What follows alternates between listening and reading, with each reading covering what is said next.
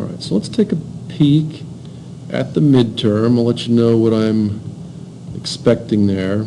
And I also want to say for the record, if you're one of those students who've decided, hey, I'm trying to avoid watching the YouTube, then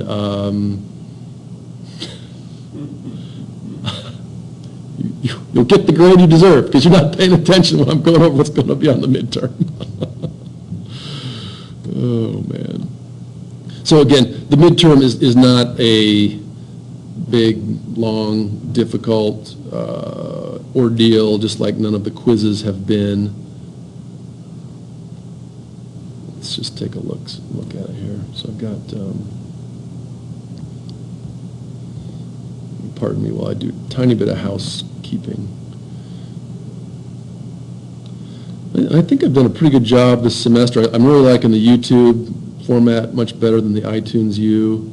It's just sort of easier to get to. The lectures, the hyperlinks to the lectures get to me. I just post them out there. So we had a pair of lectures on Tuesday here. Now it's Thursday.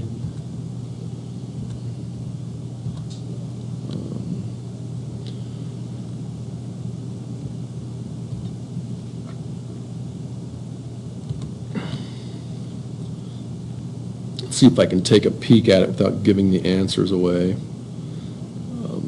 So this is Thursday of week 9, and what I've written here is I'd like you to finish it by Tuesday of week 10. So you've got 5 days. I know this is probably starting to become a busier time of year, so you've got 5 days to wrap that up.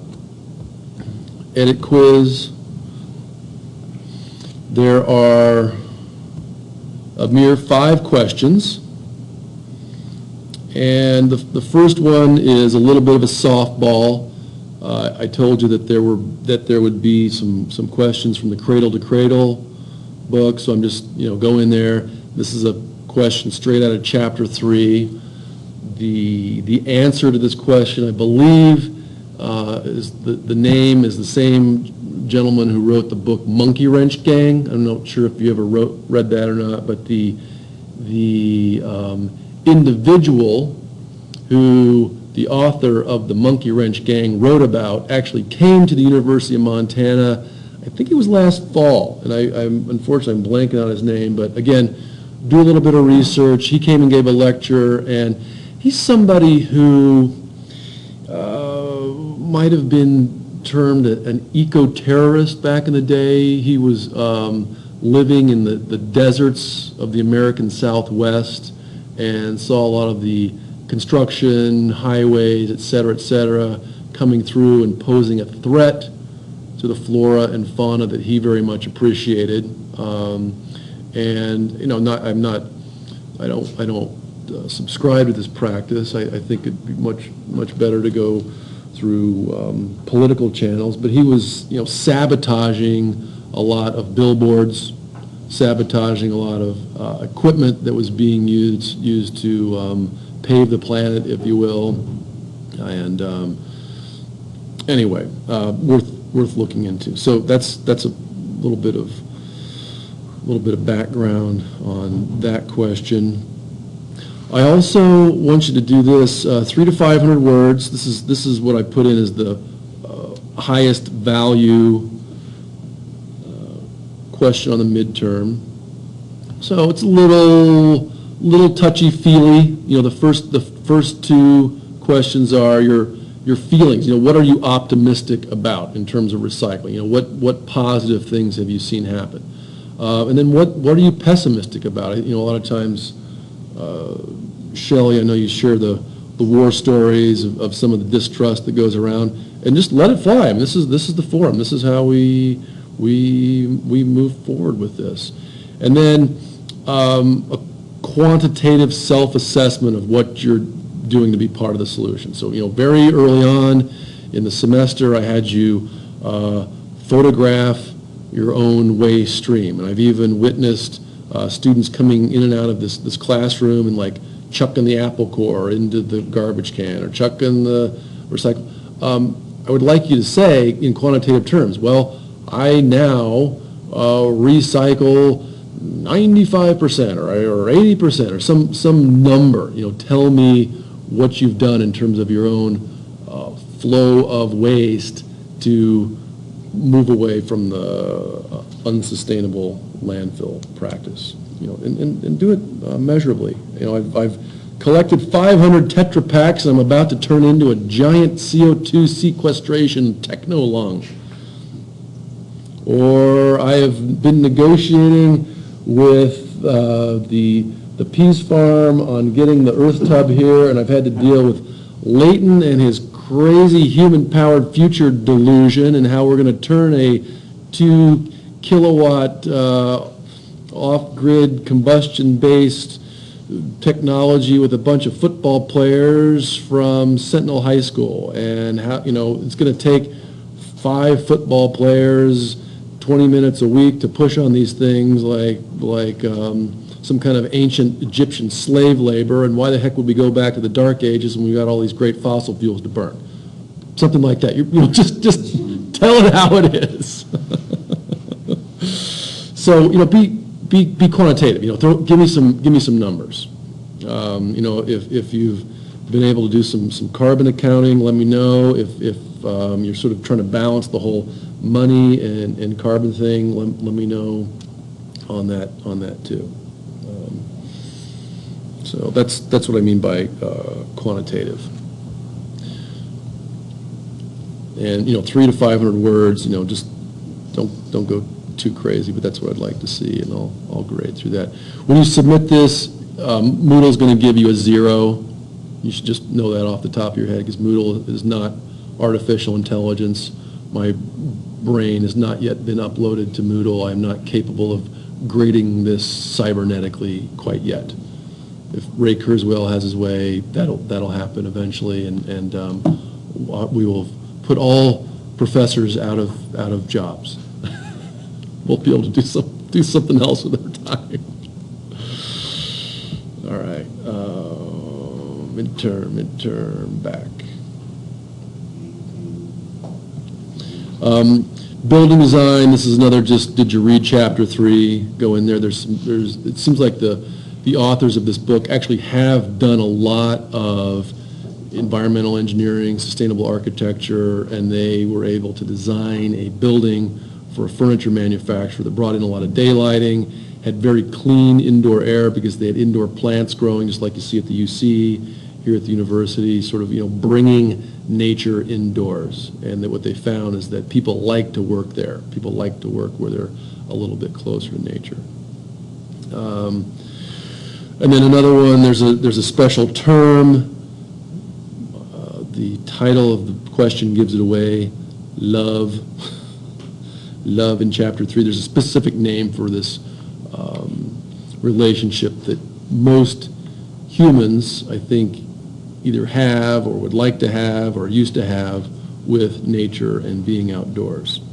And then, this was inspired by a discussion we had earlier, is how many aluminum cans would you need to collect to make your business a break-even proposition? This is the $20,000 or $20 million or $20 question.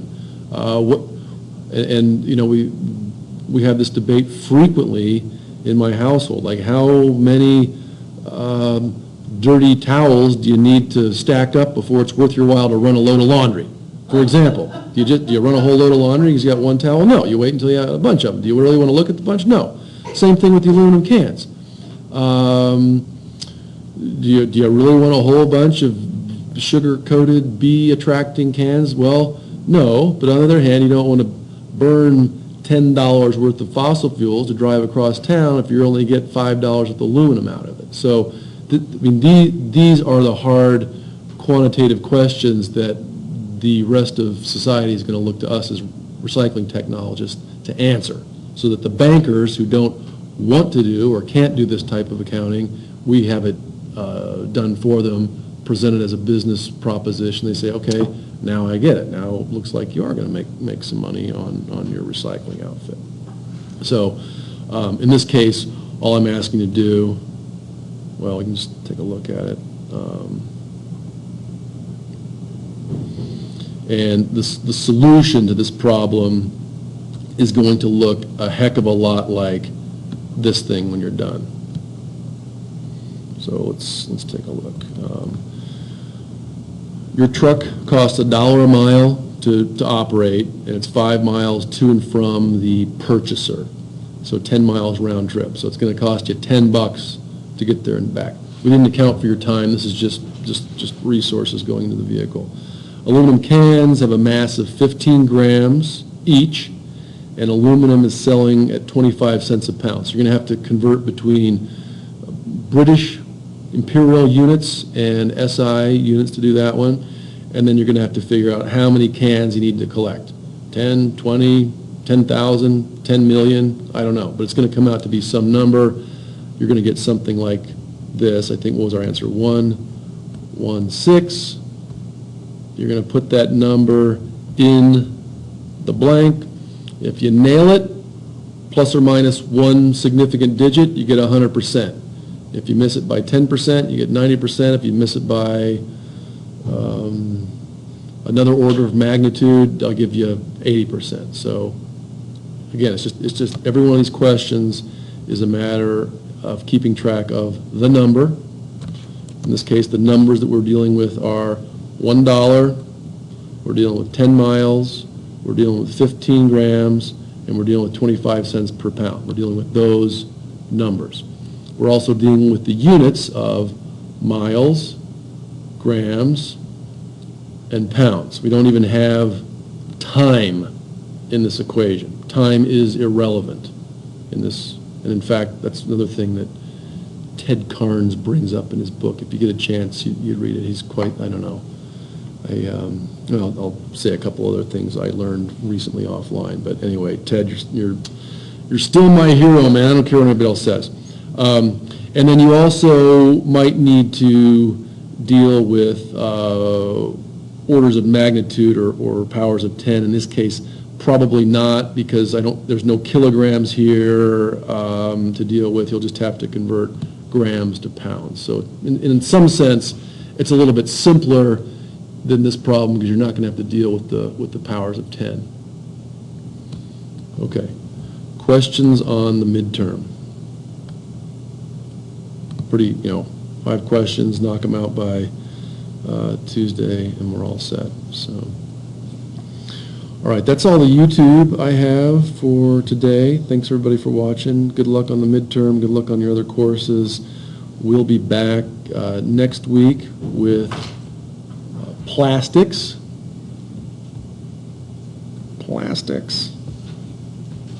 Oh, I'm not going to be able to.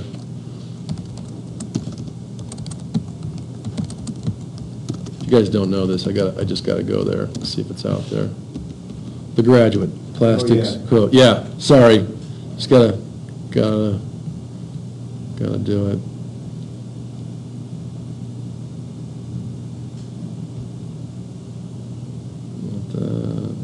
There we go.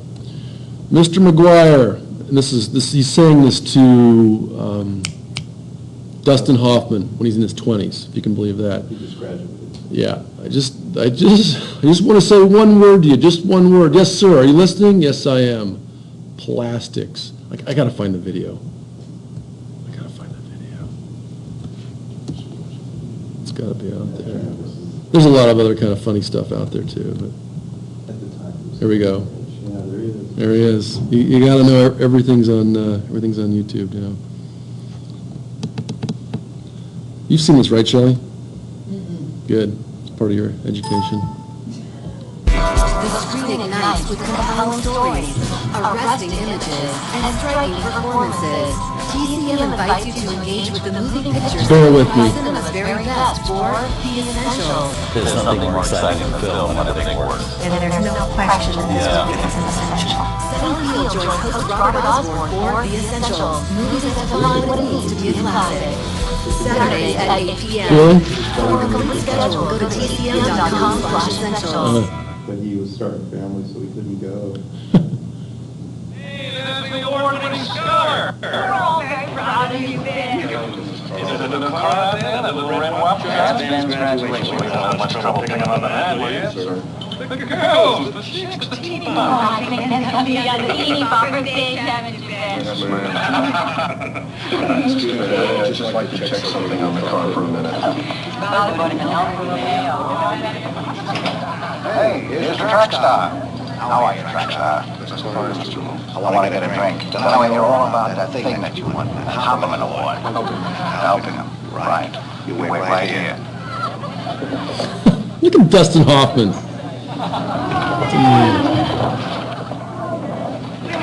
So proud. What are you going to do now? I was going to go upstairs for a minute. I think it's your future, your life. Well, that's a little hard to say. Ben. Excuse me. Mr. McGuire. Ben. Mr. McGuire. Come with me a minute. I want to talk to you. Excuse us, Joanne?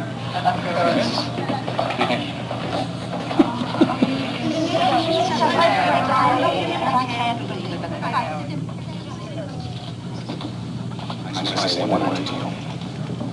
Just one word. Yes, sir.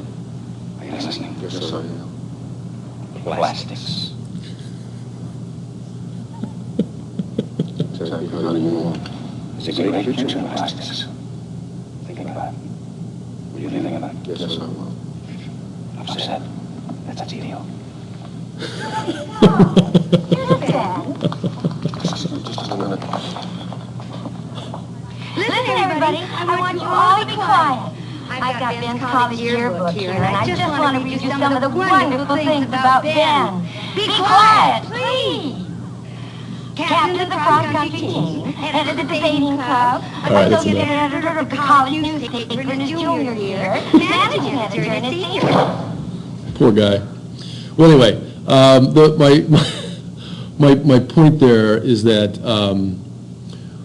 when we come back from midterms, we're going to get into plastics. And I also very recently had the opportunity to meet a University of Montana alum who, and I've got his card back in my office, who actually has made a lot of money in plastic pallet remanufacturing. So we've all seen the wooden plastic, or the wooden pallets. There are a lot of plastic pallets out there. So once they've been used, what do you do with them? You take them back. He's actually come up with a proprietary process for reshaping them. So if you got a whole bunch that are 2x3, but now you need a whole bunch that are 4x6, he'll as a way of welding them back together, and it's actually done pretty well for himself. And if I can get his son in here, even over the internet, to give a little demo on their process, I will. So plastics, love it. All right, thanks, and we'll see you Tuesday.